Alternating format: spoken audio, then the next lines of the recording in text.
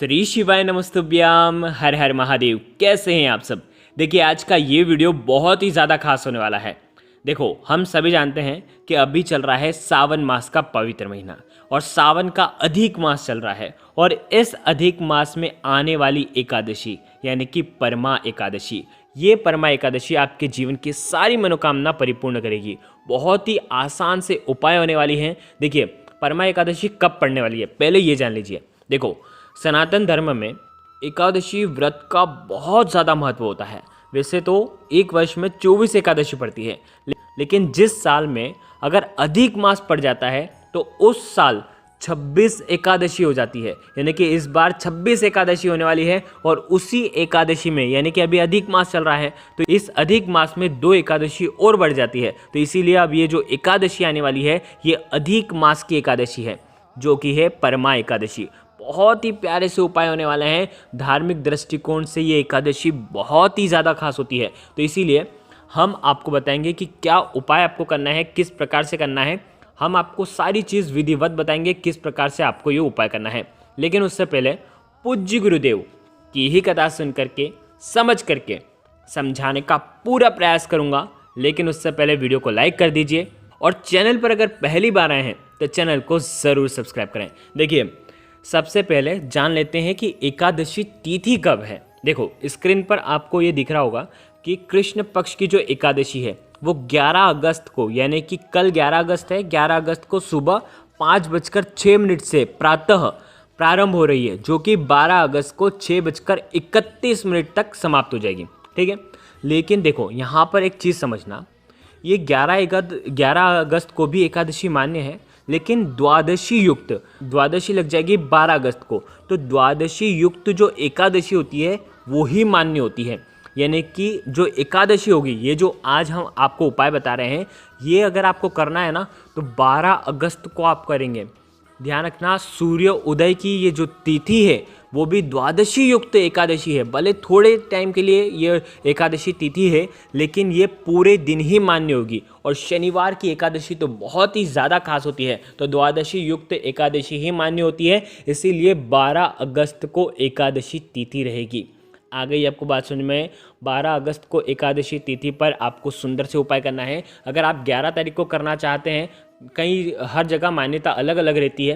अगर आप द्वादशी युक्त एकादशी नहीं मानते हैं तो आप 11 अगस्त को भी ये उपाय कर सकते हैं। बहुत ही प्यारे से उपाय होने वाले हैं। सारे उपाय पूज्य गुरुदेव के ही होने वाला है। आज के इस पूरे वीडियो में हम 3 बहुत ही सुंदर से उपाय के बारे में हम बात करेंगे। देखो, सबसे पहला जो उपाय होगा वो 5 दीपक वाला कहाँ पर रखना है वो पूरा विस्तार से बताऊंगा, विधि के साथ बताऊंगा कि ये इस एकादशी पर आपको 5 दीपक कहाँ पर और कैसे लगाना है, पहला उपाय। दूसरा जो उपाय होगा वो आपको करना है 2 चावल के दाने से और 2 लोटे जल से। देखो, एकादशी के दिन चावल वाले उपाय आप कर सकते हैं। ठीक है, अब जो तीसरा उपाय होने वाला है वो होगा मात्र 1 चुटकी हल्दी से और थोड़े से काले तिल से आपको तीसरा वाला उपाय करना है। तो 3 महा उपाय के बारे में बात करेंगे जो कि आपको इस बार एकादशी पर करना है। देखो, हम सबसे पहले उपाय के बारे में हम बात करते हैं। 5 दीपक वाला उपाय बिल्कुल जल्दी समझा देता हूँ। बहुत ही प्यारा सा उपाय है। देखो, पूज्य गुरुदेव ने जो विशेष तिथियाँ बताई थी उसमें एकादशी तिथि भी है, जब ये 5 दीपक वाला उपाय आपको करना है। देखो, 7 तिथियाँ बताई थी, किसी भी एक तिथि पर आप ये उपाय कर सकते हैं, लेकिन ये द्वादशी युक्त एकादशी आई है तो इस दिन आपको ये उपाय करना है। देखो, आपको 5 दीपक तैयार करने हैं और ये 5 दीपक में आपको लंबी बाती का प्रयोग करना है। आ गई आपको बात समझ में। ये दीपक आप आटे के भी ले सकते हैं, माटी के लेना चाहें तो माटी के भी आप दीपक ले सकते हैं। अगर आटे के दीपक बना रहे हैं तो बिना नमक का आटा मढ़ना और 5 दीपक तैयार कर लेना। ठीक है, अब देखो, अधिक मास की एकादशी है, 19 साल बाद आई है और ये एकादशी बहुत ही ज़्यादा खास है। देखो, यदि आप ये उपाय घर पर कर रहे हैं तो आपके घर पर जो मंदिर है, मंदिर में आपको ये 5 दीपक प्रज्वलित करना है। एक थाली लेना, थाली के ऊपर 5 दीपक रखना, घृत के दीपक होने चाहिए, घी के। ठीक है, और इन्हें 5 को आपको प्रज्वलित करना है। और उसके बाद आपके घर से ये दीपक आपको उठाना है, मंदिर से उठाना है। और उसके बाद आपको आपके घर के मुख्य द्वार पर आपको ये दीपक आपको प्रज्वलित कर देना है। अब देखो, ये दीपक रखोगे कैसे। ये दीपक का जो मुख होगा वो आपके घर के बाहर साइड होना चाहिए।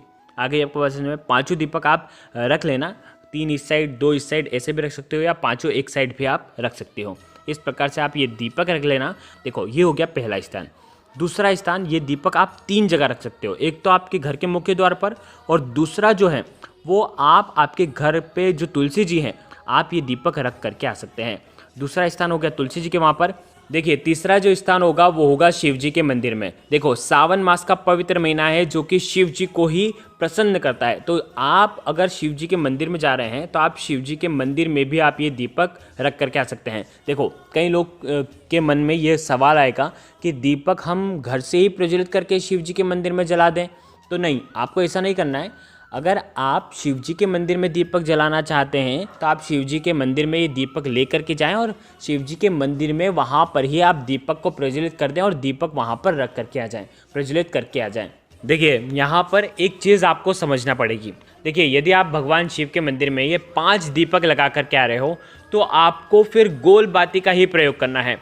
यदि आपने तुलसी जी के वहाँ पर लगा रहे हो तो लंबी बाती का प्रयोग करेंगे। यदि आपके घर के मुख्य द्वार के वहाँ पर लगा रहे हो तो लंबी बाती का उपयोग करेंगे, लेकिन अगर भगवान शिव के वहाँ पर लगा रहे हो तो गोल बाती का ही उपयोग आपको करना है। आ गई आपको बात समझ में? ये उपाय केवल और केवल सावन में अधिक मास में पड़ने वाली 7 तिथियों पर ही किया जाता है, जिसमें से एकादशी तिथि मान्य होती है। और ध्यान रखना, आपके घर में कभी भी धन की कमी नहीं होगी, कभी भी आर्थिक समस्या नहीं होगी, कभी भी रोग, जो अगर आपके घर में बड़े बड़े रोग भी आ गए हैं तो रोग मुक्ति के लिए, धन प्राप्ति के लिए, सुख समृद्धि के लिए ये उपाय आपको करना है। तो ये उपाय बहुत ही खास है। शाम के समय, सूर्यास्त के समय आपको ये उपाय करना है, ये दीपक आपको प्रज्वलित करना है। तो देखो ये हो गया पहला उपाय। अब हम बात करते हैं दूसरे उपाय की। बहुत ही प्यारा सा उपाय है। पूज्य गुरुदेव ने अपनी कथा में बिल्कुल स्पष्ट रूप से कहा है कि आप एकादशी के दिन चावल ग्रहण नहीं करेंगे, लेकिन चावल का उपाय आप कर सकते हैं। तो मात्र आपको 2 चावल का ये महा उपाय करना है। 2 चावल लेना, साबुत चावल लेना, खंडित चावल आपको नहीं लेना है। देखो हम सभी जानते हैं कि अभी सावन का पवित्र महीना चल रहा है, ठीक है।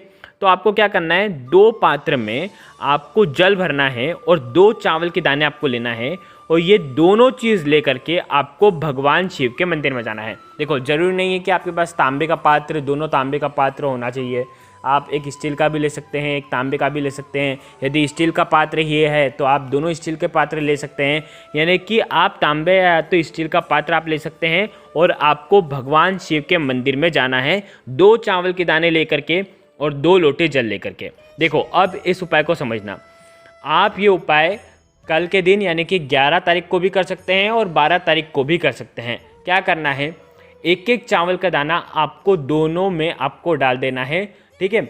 और उसके बाद ये दोनों लोटे जल हैं, आपको दोनों लोटे जल अपने हाथों में रखना है और दोनों लोटे जल का एक साथ जो जल है वो भगवान शिव के शिवलिंग पर श्री शिवाय नमस्तुभ्यम का जाप करते हुए आपको अर्पित करना है। 2 लोटे जल, दोनों में एक चावल का दाना डाल रखा है और ये दोनों लोटे जल भगवान शिव के शिवलिंग पर आपको अर्पित करना है। आपके जीवन में किसी भी प्रकार की धन संबंधित परेशानियां हैं वो सब दूर होगी इस उपाय को करने से। तो ये भी उपाय बहुत ही खास था, तो ये उपाय भी आप कल के दिन कर सकते हैं। ये हो गया दूसरा उपाय। अब हम बात करते हैं तीसरे उपाय की। देखो एकादशी तिथि है 12 तारीख को, ठीक है। और 12 तारीख को कब, शनिवार के दिन, यानी कि शनिवार की एकादशी है जो कि बहुत ही ज़्यादा खास होने वाली है।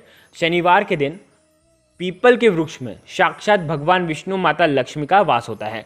और शनिवार के दिन एकादशी है। एकादशी की तिथि किसको समर्पित होती है, भगवान विष्णु को। तो देखो क्या करना है, तांबे का पात्र लेना, उसके अंदर 1 चुटकी हल्दी डालना, उसके अंदर काले तिल डालना, और ये आप जल का पात्र पीपल के वृक्ष की जड़ में आप अर्पित कर देना, ओम नमो भगवते वासुदेवाय का जाप करते हुए।